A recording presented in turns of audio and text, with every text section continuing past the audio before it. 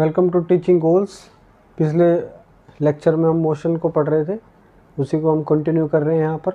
अब हम पढ़ रहे हैं यहाँ पर वेलोसिटी और स्पीड में डिफरेंस यही है। स्पीड के अंदर हम डिस्टेंस को लेते हैं जो कवर होता है, वेलोसिटी के अंदर हम लेंगे डिस्प्लेसमेंट को। So the velocity of a body is the displacement of body per unit time, या कोई भी बॉडी पर यूनिट टाइम में कितना डिस्प्लेसमेंट को कवर कर रही है वो होगा आपका वेलोसिटी। फॉर्मूला में आप लिख देंगे डिस्प्लेसमेंट अपॉन टाइम, और यहाँ पर डिस्टेंस की जगह डिस्प्लेसमेंट है। स्पीड जो था वहाँ पर हमारा डिस्टेंस आता है, वेलोसिटी में हमारा डिस्प्लेसमेंट आता है। डिस्टेंस जो है हमारा स्केलर क्वांटिटी है, उसमें डायरेक्शन नहीं होती। डिस्प्लेसमेंट में हमारा वेक्टर क्वांटिटी है। क्योंकि डिस्प्लेसमेंट में होती है डायरेक्शन, यहाँ पर displacement is vector quantity, that's why velocity भी हमारा वेक्टर क्वांटिटी होगा। वेलोसिटी यहाँ पर पॉजिटिव भी हो सकती है, नेगेटिव भी हो सकती है और ज़ीरो भी हो सकती है। इसकी यूनिट जिसको हम मेज़र कर लेंगे वो हो जाएगा मीटर पर सेकंड, या फिर इसको हम ऐसे भी लिख सकते हैं। फिर यहाँ पर वेलोसिटी के बाद आता है एवरेज वेलोसिटी। एवरेज वेलोसिटी से पहले हम साइन कन्वेंशन देख लेंगे। अगर बॉडी ऊपर की तरफ मूव कर रही है, अर्थ से ऊपर की तरफ जा रही है, हम उसको पॉजिटिव वेलोसिटी बोलेंगे। नीचे की तरफ आएगी तो नेगेटिव वेलोसिटी बोलेंगे। अब यहाँ पर आता है वेलोसिटी के बाद एवरेज वेलोसिटी। एवरेज वेलोसिटी ठीक हमारे एवरेज स्पीड की तरह है, जब इक्वल डिस्प्लेसमेंट कवर किया जाएगा इक्वल इंटरवल ऑफ टाइम में। यानी कि कोई बॉडी है वो मूव कर रही है, उसने पहला डिस्प्लेसमेंट 10 मीटर का अगर 5 सेकंड में लिया है तो अगला 10 मीटर का डिस्प्लेसमेंट भी वो 5 सेकंड में ही ले। ठीक है, तो यहाँ पर आप देख सकते हैं कि इक्वल इंटरवल ऑफ टाइम में इक्वल डिस्प्लेसमेंट यहाँ पर वो कवर करे, तो वो हो जाएगा आपका यूनिफॉर्म वेलोसिटी। और इस देखिए गलती शायद एवरेज वेलोसिटी निकल गया होगा कहीं पर, हम यहाँ पर यूनिफॉर्म वेलोसिटी ही पढ़ रहे हैं। Uniform velocity equal displacement in equal interval of time, ये दो इसकी कंडीशन रहेंगी। सबसे पहली कंडीशन इक्वल इंटरवल में इक्वल डिस्प्लेसमेंट यहाँ पर। दूसरा यहाँ पर ये रहेगा कि जो डायरेक्शन ऑफ मोशन है वो सेम होगा। अगर बॉडी इस डायरेक्शन में जा रही है तो इसी डायरेक्शन में, बॉडी अपनी डायरेक्शन चेंज नहीं कर सकती है, ना ही वो अपना डिस्प्लेसमेंट चेंज कर सकती है। ऐसे ही अब हम कंडीशन देखेंगे for non uniform velocity. Non uniform velocity के लिए यहाँ पर डायरेक्शन चेंज हो जाएगा। डायरेक्शन क्या हो जाएगा? चेंज।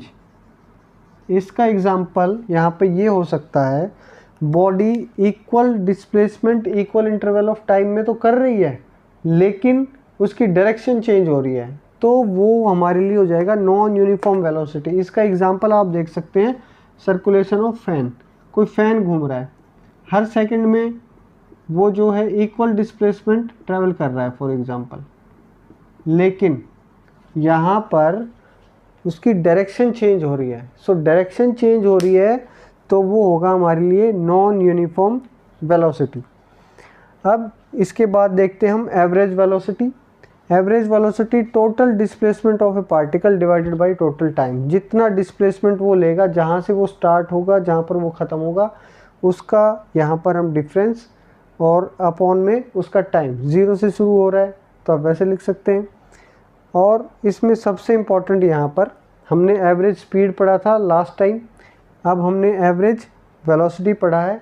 इसमें यहाँ पर एक चीज़ देखने वाली है, बहुत ही ध्यान रखिएगा आप। एवरेज वेलोसिटी हमेशा कम रहेगी एवरेज स्पीड से, इस चीज़ को हमेशा हम ध्यान रखेंगे। एवरेज वेलोसिटी या तो उसकी इक्वल हो सकती है या फिर उससे कम रहेगी। एवरेज स्पीड से ज़्यादा कभी भी एवरेज वेलोसिटी नहीं होगी। इस चीज़ को हम एक न्यूमेरिकल से भी देख लेते हैं। देखिए यहाँ पर बहुत ही इम्पोर्टेंट, फॉर एग्ज़ाम्पल कोई एक बॉडी है, 6 मीटर ऐसे चला है, 8 मीटर ऐसे चला है, फॉर एग्ज़ाम्पल ये चला है टाइम 2 सेकंड पे। इसके लिए आप एवरेज स्पीड निकाल लीजिए, एवरेज स्पीड निकाल लीजिए इसके लिए। एक आप निकाल लीजिए इसके लिए एवरेज वेलोसिटी। तो यहाँ पर अब हम निकालेंगे तो हमें पता चल जाएगा ये हमने पढ़ा है, सही पढ़ा है कि नहीं पढ़ा है। तो इसके लिए अब आपको एवरेज स्पीड, एवरेज स्पीड के अंदर या तो इसके अंदर हम लिख देंगे डिस्टेंस, जो हमारा टोटल डिस्टेंस रहेगा अपॉन में टोटल हमारा टाइम रहेगा। टोटल टाइम दोनों में लगा है यहाँ पर 2 सेकंड। फॉर एग्जांपल के लिए ले लेते हैं, हमने एक बॉडी थी यहाँ से यहाँ गई है ऐसे, और इस चीज़ में इसने 2 सेकंड लिए हैं। सो इसके लिए हम एवरेज स्पीड निकालेंगे। सो डिस्टेंस कितना हो जाएगा हमारा 6 ये 8 ये, टोटल हमारा डिस्टेंस हो गया यहाँ पर 14। टोटल टाइम हमने 2 सेकंड लिया ही है। एवरेज स्पीड हो गया हमारा 7 मीटर पर सेकंड।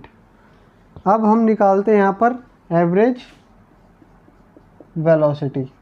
एवरेज वेलोसिटी के लिए total displacement upon total time. तो यहाँ से हम डिस्प्लेसमेंट निकालना होगा, ये कितना होगा। पाइथागोरस थ्योरम से जब आप इसको निकालेंगे 8 + 6 करके, ये आपका आ जाएगा यहाँ पर 10।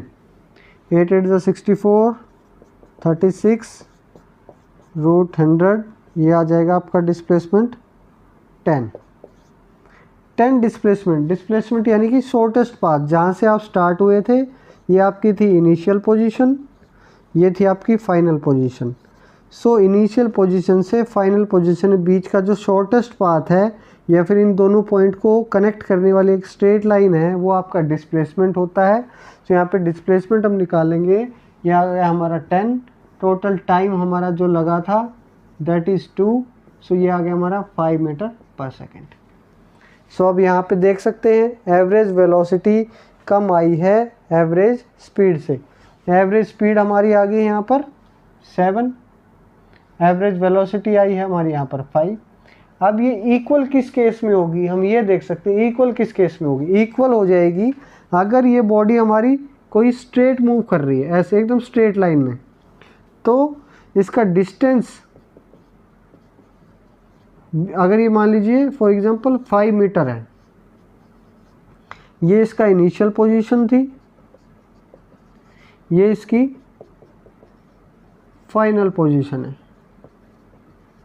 सो इनिशियल पोजीशन से फाइनल पोजीशन के बीच में स्ट्रेट लाइन अगर हम देखेंगे, शॉर्टेस्ट पाथ देखेंगे जिसको हम डिस्प्लेसमेंट बोलते हैं, तो वो भी सेम ही रहेगा, ये एक स्ट्रेट लाइन है।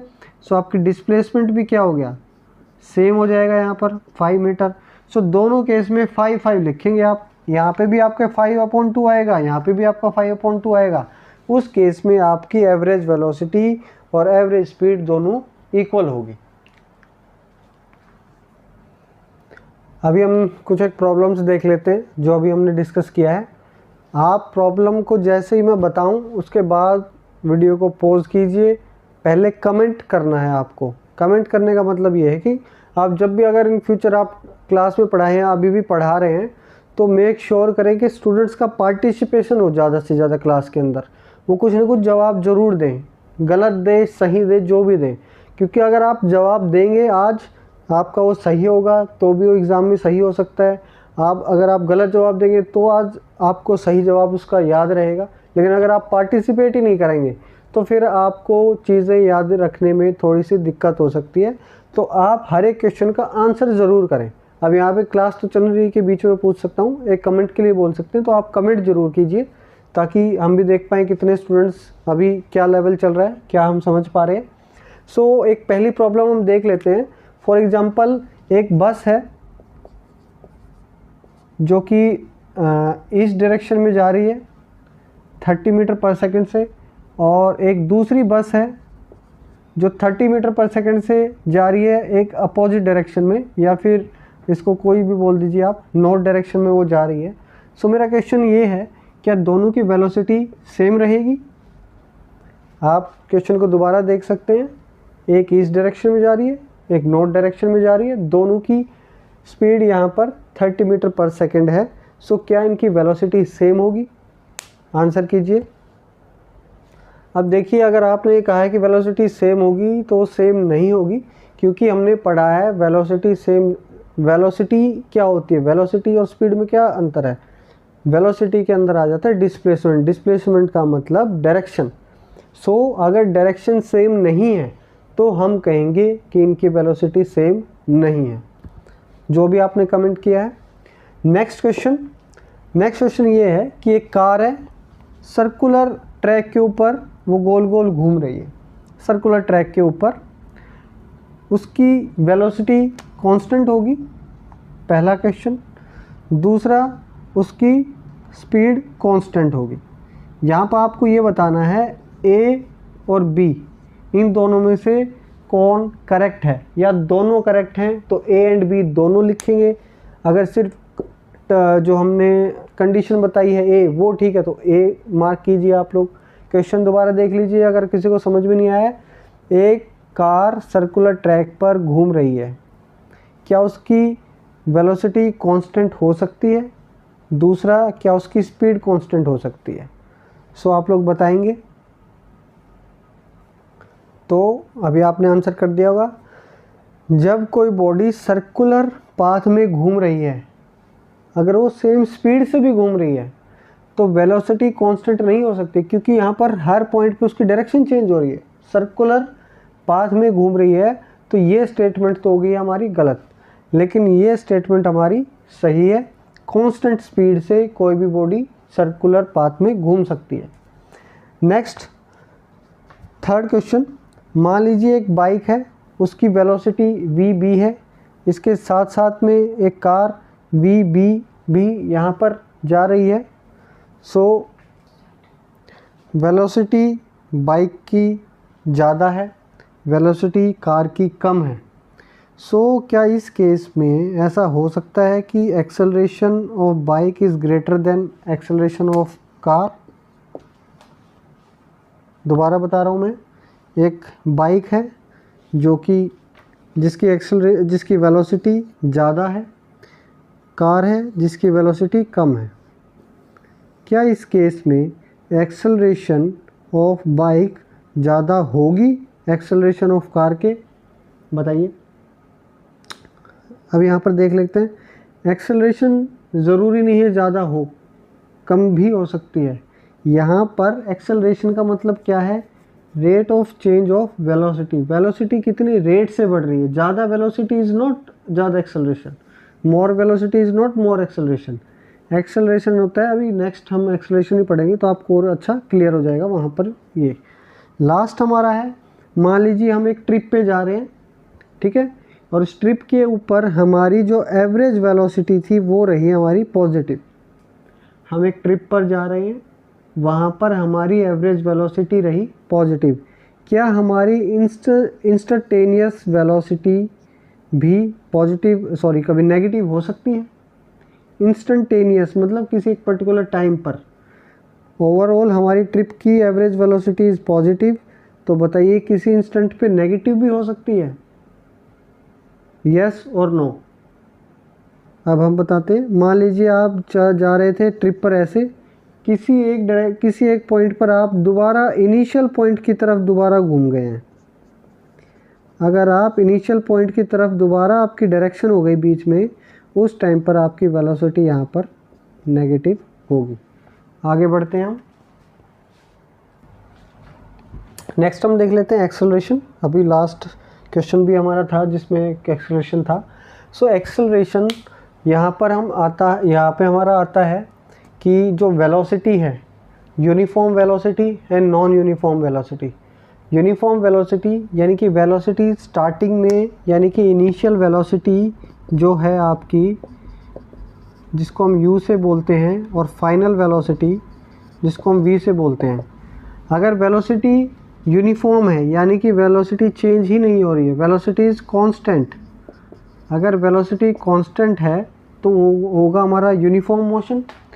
और जब यहाँ पर नॉन यूनिफॉर्म आता है यानी कि आपकी वेलोसिटी चेंज होती है, u and v is not equal, ये चेंज हो रही हैं, तो यहाँ पर आता है टर्म एक्सेलरेशन।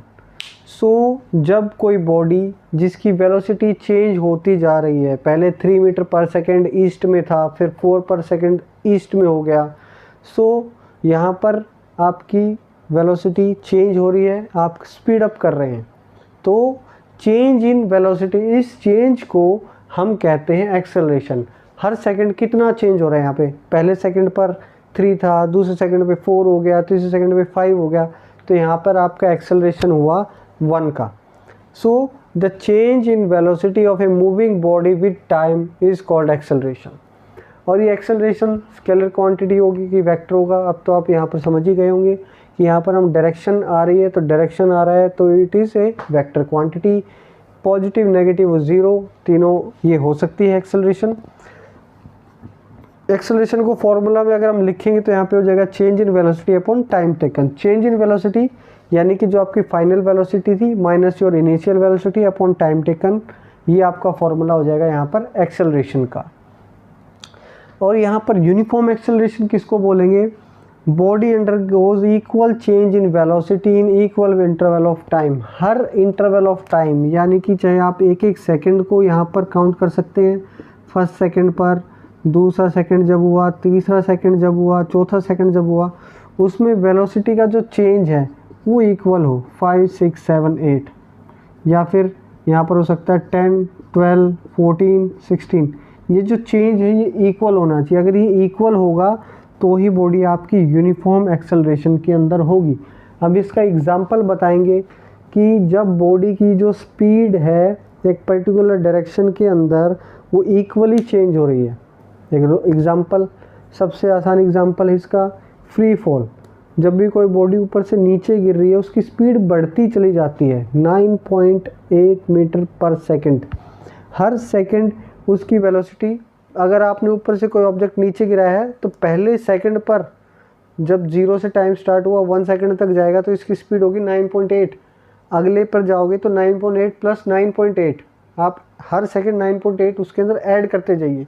तो यहाँ पर आप देखेंगे स्पीड एक पर्टिकुलर डायरेक्शन के अंदर यूनिफॉर्मली इंक्रीज होती जा रही है। पहले सेकंड पर 9.8 थी, दूसरे सेकंड पे 9.8 प्लस 9.8 हो गई, तीसरे सेकंड पे सो ऑन, आप ऐसे इसको जोड़ते चले जाएंगे। तो ये आपका एग्जांपल हो जाएगा यूनिफॉर्म एक्सेलरेशन का। और एक दूसरा एग्जांपल हो गया है, फॉर एग्जांपल अगर कोई आपके पास ऐसे एक पाथ है जो कि नीचे की तरफ झुका हुआ है, यहाँ पर अगर आप किसी बॉल को अगर छोड़ देंगे तो वो भी यूनिफॉर्म एक्सेलरेशन के मोशन का एक यहाँ पर उदाहरण होगा, एग्जांपल होगा। नॉन यूनिफॉर्म में ठीक इसके अपोजिट हो जाएगा, अनइक्वल चेंजेस हो जाएगा इक्वल इंटरवल ऑफ टाइम के अंदर। तो इसके बाद हम आगे कुछ इक्वेशन ऑफ मोशन के अंदर चलेंगे। हम जो इक्वेशन ऑफ मोशंस हैं वो हम कैसे फाइंड आउट करेंगे, इस चीज़ को याद रखेंगे। अभी हमने जो एक्सेलरेशन लिखा है इसको ही लेते हुए हम आगे चलेंगे कि जब एक्सेलरेशन हमारे पास यूनिफॉर्म होगा तो उस केस में क्या क्या इक्वेशंस हम यहाँ पर लिखते हैं। चलिए आगे देखते हैं। अब हम यहाँ पर तीनों इक्वेशन देख लेते हैं। अभी हमने जस्ट पढ़ा है यूनिफॉर्मली एक्सेलरेटेड मोशन। तो यूनिफॉर्मली एक्सेलरेटेड मोशन क्या होगा? जब कोई ऑब्जेक्ट यूनिफॉर्मली एक्सेलरेट कर रहा है तो उस मोशन को हम कहेंगे यूनिफॉर्मली एक्सेलरेटेड मोशन। अब ये जो यूनिफॉर्मली एक्सेलरेटेड मोशन है, यहाँ पर हमें इससे मिलती हैं 3 इक्वेशंस, जो कि आपने इक्वेशन ऑफ मोशंस के नाम से जिसको जानते हैं। ये कब होगा, यहाँ पर आप एकदम ध्यान से देख लेंगे इस चीज़ को। जब भी कोई मोशन हो रहा होगा जहाँ पर एक्सेलरेशन एकदम यूनिफॉर्म होगी, सो जब यूनिफॉर्म होगी एक्सेलरेशन तो उस मोशन को हम कहेंगे uniformly accelerated motion. Uniformly accelerated motion के अंदर जो हमारी एवरेज वेलोसिटी होगी, यूनिफॉर्म एक्सेलरेटेड मोशन के अंदर, वो होगी हमारी final velocity plus initial upon में 2। इसको ज़रूर याद रखेंगे हम। ये होगी हमारी एवरेज वेलोसिटी। क्यों? वेलोसिटी सेम ही चल रही है, कोई फ़र्क हो ही नहीं रहा है। एक्सेलरेशन यहाँ पर फाइनल माइनस इनिशियल, जो वेलोसिटी हम चेंज कर रहे हैं हर टाइम पर, उसकी वजह से ही हमारे पास क्या आ रहा है, uniform accelerated motion. So average velocity in case of, इसको आप ध्यान रखेंगे, v प्लस यू अपॉन में 2, ये इस केस में रहेगी यूनिफॉर्मली एक्सेलरेटेड मोशन के अंदर। ये मैंने कई बार दोहरा दिया है क्योंकि बहुत ही इंपॉर्टेंट है। ये क्वेश्चंस में आपको याद रहेंगे। कंसेप्चुअल क्वेश्चन जब पूछे जाते हैं, जब ये बेसिक चीज़ ही हमें याद रखनी पड़ती है जिससे हम क्वेश्चंस को फाइंड आउट सॉल्व कर सकते हैं। हमें अभी अभी हमने देख लिया कि average velocity uniformly accelerated motion के अंदर होगी v प्लस यू अपॉन में 2। ये केस जब मोशन होगा यूनिफॉर्म एक्सेलरेटेड, वो मोशन हमें देता है final velocity, initial velocity, acceleration और टाइम जबकि कोई बॉडी मूव कर रही है। यहाँ से हमें ध्यान रखना है, ये जो 3 इक्वेशन होती हैं इनको हम जब ही अप्लाई कर सकते हैं जब आपका जो मोशन होगा वो यूनिफॉर्मली एक्सेलरेटेड होगा, एक्सेलरेशन आपका यूनिफॉर्म हो, उस केस में ही आप इन तीनों इक्वेशंस को अप्लाई करते हैं। हमने अभी यहाँ पर देख लिया, ये जो हमने जस्ट अभी फाउंड किया था कि एक्सेलरेशन क्या होता है, final velocity minus initial velocity upon T. ये जस्ट अभी हमने पीछे एक्सेलरेशन के अंदर देखा था जो उसकी डेफिनेशन पड़ी थी। इसके अंदर टी को हम इधर ले जाएंगे तो ये हो जाएगा हमारा v minus U A T, और इस u को जब इस तरफ ले जाएंगे तो ये हमारा हो जाएगा पॉजिटिव। ये आ गई हमारी इक्वेशन नंबर 1, जिसको इक्वेशन ऑफ मोशन हम फर्स्ट इक्वेशन ऑफ मोशन जिसको बोलते हैं, वो हमारा निकल गया एक्सेलरेशन की डेफिनेशन से। अब सेकंड इक्वेशन ऑफ मोशन, इसमें हम क्या फाइंड आउट करेंगे, यहाँ पर इसमें हम यहाँ से हमें मिलता है डिस्टेंस। डिस्टेंस कैसे मिलेगा, अब एवरेज वेलोसिटी फिर वही जो हमने बताया है एक्सेलरेटेड मोशन के अंदर होती है ये। यहाँ पर आपकी v average distance is equals to v average into time. Distance आपका होता है वेलोसिटी इंटू टाइम, और यहाँ पे वेलोसिटी लेनी है हमें एवरेज वेलोसिटी है हमारी ये, तो हमने इसकी जगह इसको पुट किया इनटू टाइम। अब यहाँ पर अब आपको एक छोटी सी चीज़ यहाँ पर करनी है, जो वेलोसिटी है ये जो आपको दे रखा है, इस इक्वेशन को जब आप यहाँ पर पुट करेंगे तो इसकी जगह हो जाएगा u प्लस ए टी, और ये u as it is upon में 2 मल्टीप्लाई बाई टी। जब इस t को हम अंदर मल्टीप्लाई करेंगे, और हर एक के अगर आपको समझ में नहीं आ रहा है तो इसको हम सॉल्व कर सकते हैं। u 2u upon 2 plus a T upon 2 multiply t। तो t को अंदर मल्टीप्लाई करेंगे तो क्या हो जाएगा, ये 2 से 2 कट जाएगा तो ये आ जाएगा u मल्टीप्लाई t, ये t इसके साथ भी मल्टीप्लाई होगा तो ये आ जाएगा आपका u t square upon 2। s is equals to, इसको आप लिख सकते हैं u t plus half a t square. ये आपकी होगी इक्वेशन नंबर सेकंड। अब हम इक्वेशन नंबर थर्ड और देख लेते हैं। अब हम देख लेते हैं third equation of motion. Third equation of motion के अंदर हमें एवरेज वेलोसिटी पता है, एक्सेलरेटेड मोशन के अंदर एवरेज वेलोसिटी होती है हमारी v plus u upon t, इसको तो एकदम याद रख लेंगे। और फर्स्ट इक्वेशन ऑफ मोशन आई थी v equals to u plus a t. आइए यहाँ पर देखते हैं पिछली इक्वेशन में हमने क्या किया था और इसमें क्या करेंगे। हमारी वेलोसिटी इज़, स्पीड जो होगी हमारी v plus u upon 2 into time. पिछली बार तो हमने क्या किया था, यहाँ पर हमने v की वैल्यू रख दी थी, लेकिन इस बार हम क्या करेंगे, यहाँ पर t की वैल्यू रखेंगे। यहाँ से देखकर यहाँ से t की वैल्यू क्या आ जाएगी, v माइनस यू अपॉन ए, यह आ जाएगा हमारा t। इस t की जगह रखते हैं हम। v प्लस यू अपॉन 2, इस t की जगह भी सेम ये रखेंगे v माइनस यू अपॉन ए। इन दोनों को मल्टीप्लाई करेंगे, ये आ जाएगा v स्क्वायर u को मल्टीप्लाई करेंगे माइनस का आ जाएगा माइनस u को u से करेंगे माइनस यू स्क्वायर अपॉन में 2 को ऐसे करेंगे 2a। ये कट जाएगा, आपके पास यहाँ पर आ जाएगा आपका s, सॉरी यहाँ पर आपका डिस्टेंस लिखना था हमें s।